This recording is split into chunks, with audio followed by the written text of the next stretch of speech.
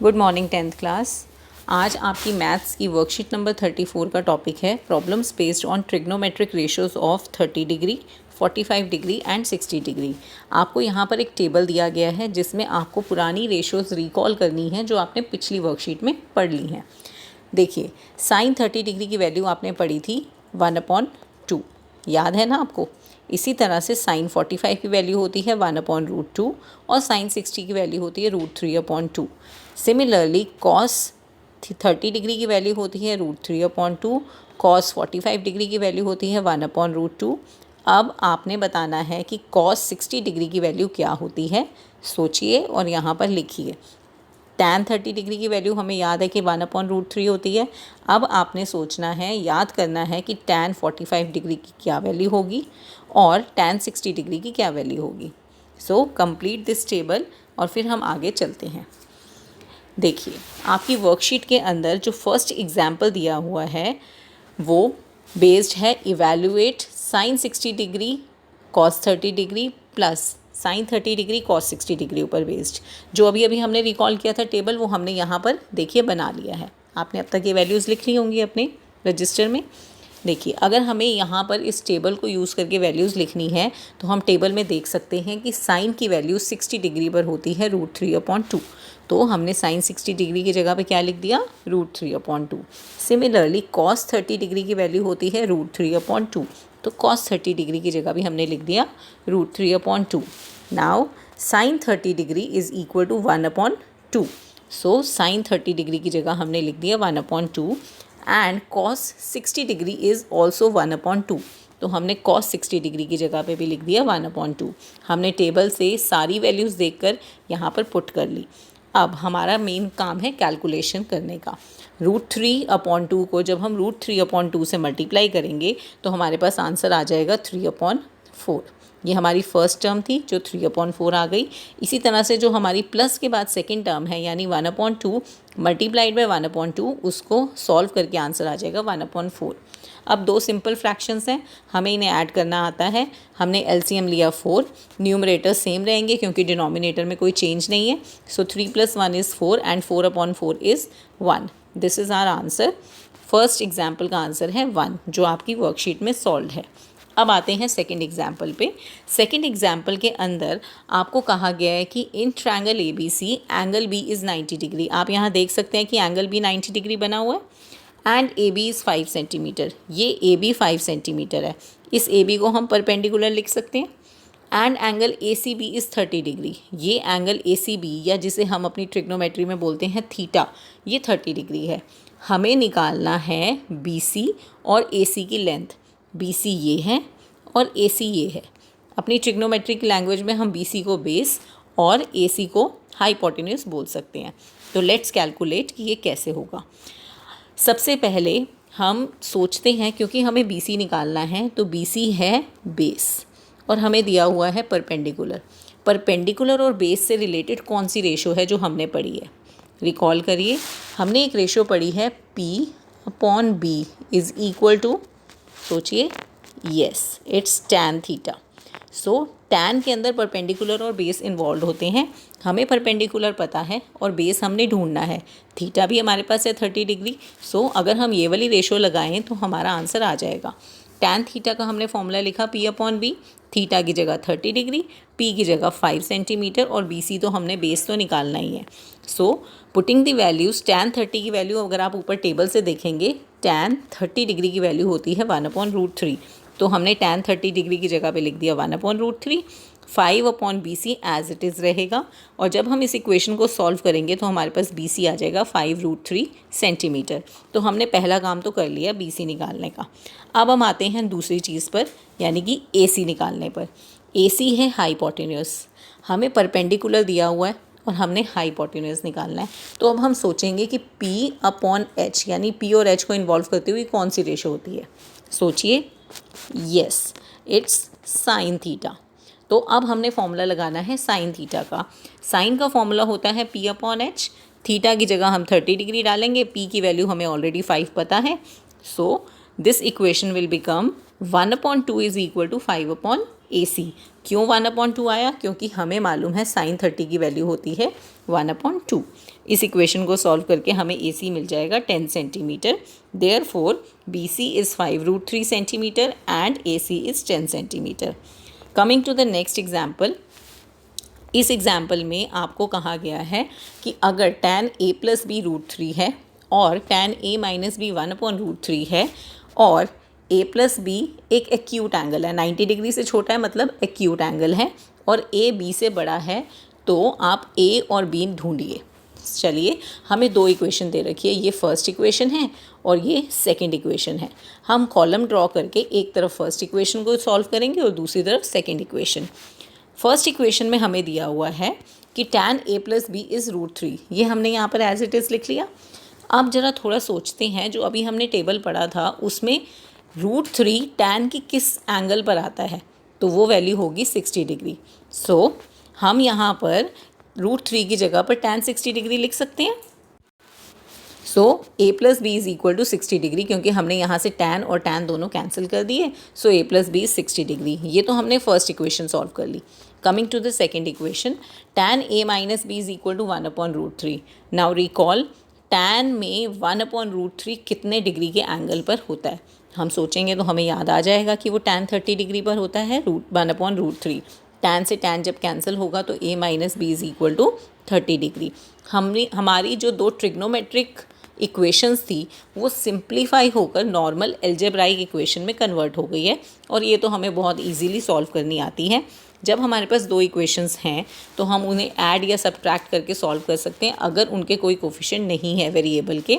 देखिए, यहाँ पर A और B के साथ सेम कोफिशिएंट है, जो A के साथ यहाँ कोफिशिएंट है 1, वही A के साथ यहाँ कोफिशिएंट है 1, तो हम इसे सिंपली ऐड और सब्ट्रैक्ट करके सॉल्व कर सकते हैं। अगर हम इन दोनों इक्वेशन को ऐड करें तो इस इक्वेशन के नीचे ये इक्वेशन लिखेंगे, और ऐड करने का मतलब है लेफ्ट हैंड साइड से लेफ्ट हैंड साइड ऐड करना और राइट हैंड साइड से राइट हैंड साइड ऐड करना। लेफ्ट हैंड साइड में जब A में A प्लस करेंगे तो आंसर आ जाएगा 2A। जब हम प्लस के B में माइनस का B प्लस करेंगे तो ये आपस में कैंसिल हो जाएगा, और जब हम 60 डिग्री में 30 डिग्री प्लस करेंगे तो हमारे पास आ जाएगा 90 डिग्री। सो ऑन सिंप्लीफिकेशन हमें मिल जाएगा A = 45 डिग्री। अब हमारे पास दो इक्वेशन थी, एक तो A + B = 60 डिग्री और एक A - B = 30 डिग्री।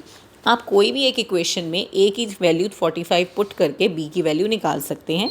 मैंने यहाँ फर्स्ट इक्वेशन चूज़ की, A + B = 60 degree.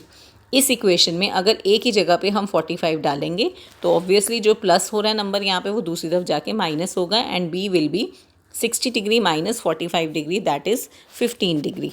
So A is 45 degree and B is 15 degree.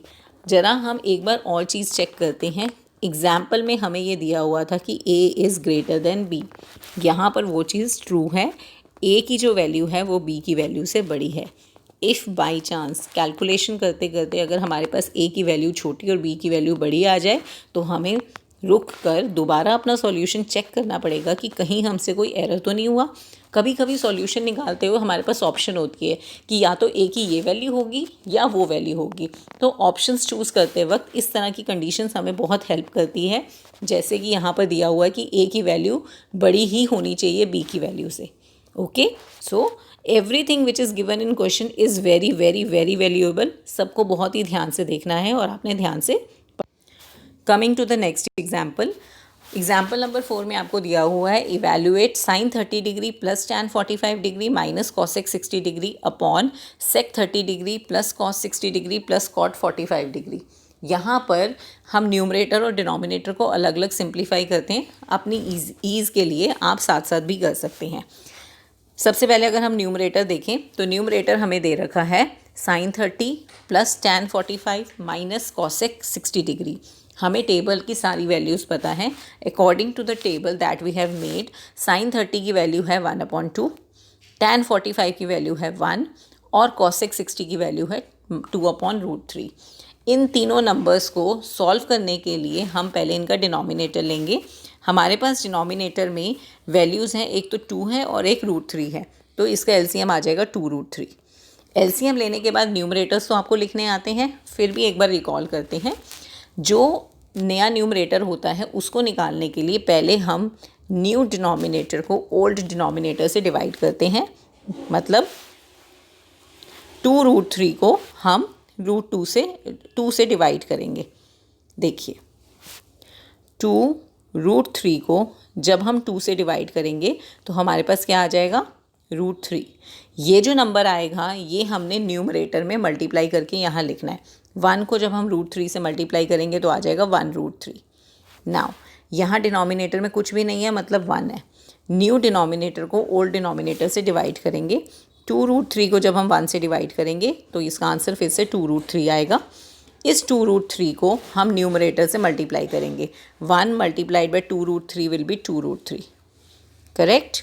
Now third denominator is √3। New denominator को ओल्ड डिनोमिनेटर से जब हम डिवाइड करेंगे तो आएगा 2√3 upon √3। So this will be equal to 2। ये जो 2 है, इस 2 को हम न्यूमरेटर से मल्टीप्लाई करेंगे तो 2 इंटू 2 विल बिकम 4। इस तरह से हमने न्यूमरेटर्स लिख दिए। अब इन सबको प्लस करने के लिए हम देखेंगे लाइक टर्म्स कौन कौन सी हैं। 1√3 प्लस 2√3 को प्लस करेंगे तो आ जाएगा 3√3 और साथ में है माइनस का 4। डिनोमिनेटर रहेगा 2√3। सो न्यूमरेटर सिंप्लीफाई होकर आ गया 3√3 minus 4 upon 2√3। Coming to denominator, बिल्कुल सेम प्रोसीजर है। जैसे हमने न्यूमरेटर में सारी वैल्यूज़ पुट की थी वैसे ही हम डिनोमिनेटर में भी सारी वैल्यूज़ पुट करेंगे। सेक 30 की वैल्यू, कॉस 60 की वैल्यू और कॉट 45 की value. Again taking the LCM to be 2√3, हम न्यूमरेटर सारे के सारे लिखेंगे और जो लाइक टर्म्स हैं √3 प्लस 2√3 उन्हें प्लस करके आ जाएगा 3√3। फाइन। अब हम इन दोनों को इकट्ठा लिखते हैं जैसा कि क्वेश्चन में दिया गया था। इसको इकट्ठा लिखने के लिए न्यूमरेटर को हमें डिनोमिनेटर से डिवाइड करना पड़ेगा। जब न्यूमरेटर भी एक फ्रैक्शन है, डिनोमिनेटर भी एक फ्रैक्शन है, तो हम न्यूमरेटर को लिखने के बाद डिनोमिनेटर को उससे डिवाइड करने की बजाय डिनोमिनेटर के रेसिप्रोकल को उससे मल्टीप्लाई कर सकते हैं। देखिए जो यहाँ पर नीचे था वो ऊपर चला गया और जो यहाँ ऊपर था वो नीचे आ गया, तो हमने डिनोमिनेटर के रेसिप्रोकल से इसे मल्टीप्लाई किया। 2√3 से 2√3 कट गया और हमारे पास रिमेनिंग जो फ्रैक्शन आया वो ये बच गया। अब यहाँ पर डिनोमिनेटर में रूट है, ये हमें हटाना पड़ेगा और इसको हटाने का जो हमने प्रोसीजर 9th क्लास में सीखा था उसे बोलते हैं रैशनलाइजिंग द डिनोमिनेटर, जिसके अकॉर्डिंग अगर डिनोमिनेटर में एक बाइनोमियल है या 2 टर्म्स वाला एक इरेशनल नंबर है तो हम उसका साइन चेंज करके मल्टीप्लाई और डिवाइड करते हैं। तो अगर हमारे पास नीचे 3√3 प्लस 4 है तो हम प्लस 4 की जगह -4 करके उसे मल्टीप्लाई और डिवाइड करेंगे। ठीक है, ऐसा करने से क्या होगा, देखिए न्यूमरेटर तो दोनों के दोनों सेम हो गए। यहाँ भी 3√3 माइनस 4 था और यहाँ भी 3√3 माइनस 4 था, तो यहाँ पर a minus B whole square का फॉर्मूला लगेगा। a minus B whole square का फॉर्मूला क्या होता है, a² minus 2ab plus b²। According to that 3√3 का स्क्वायर माइनस 2ab प्लस 4 का स्क्वायर।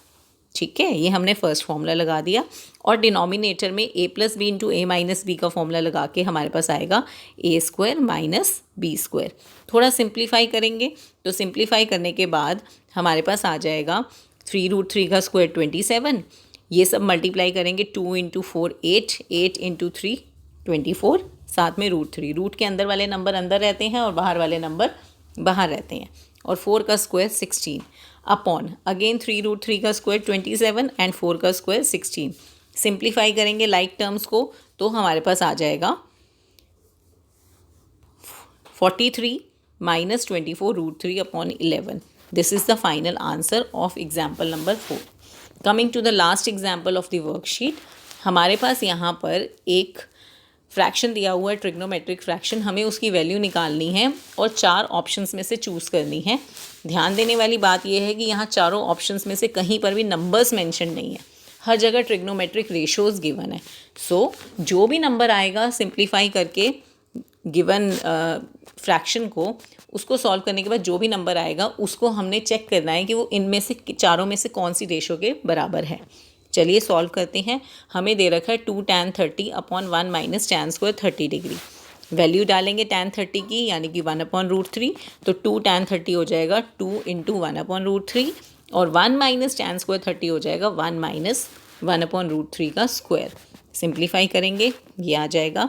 हमने जैसे अभी थोड़ी देर पहले डिस्कस किया था, अगर न्यूमरेटर और डिनोमिनेटर दोनों फ्रैक्शन हैं तो डिनोमिनेटर के फ्रैक्शन को हम रेसिप्रोकेट करके न्यूमरेटर से मल्टीप्लाई कर सकते हैं।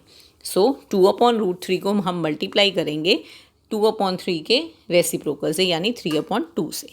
यहाँ से 2 से 2 कैंसिल हो गया और हमारे पास बचा 3/√3। अब यहाँ पर फिर से नीचे रूट आ रहा है डिनोमिनेटर में, इसको रैशनलाइज करते हुए, डिनोमिनेटर को रैशनलाइज करते हुए, क्योंकि ये सिंगल टर्म है, हम इसी नंबर से इसको एक बार मल्टीप्लाई और एक बार डिवाइड करेंगे। So it will come out to be 3√3/3। 3 से 3 कैंसिल होगा और हमारा फाइनल आंसर है √3। This is our last example. ध्यान से आप वर्कशीट को देखिए, इन एग्जाम्पल्स को समझिए और इन एग्जाम्पल्स को समझ के आप इजीली इसके बाद जो दिए गए हैं क्वेश्चंस वो सॉल्व कर पाएंगे।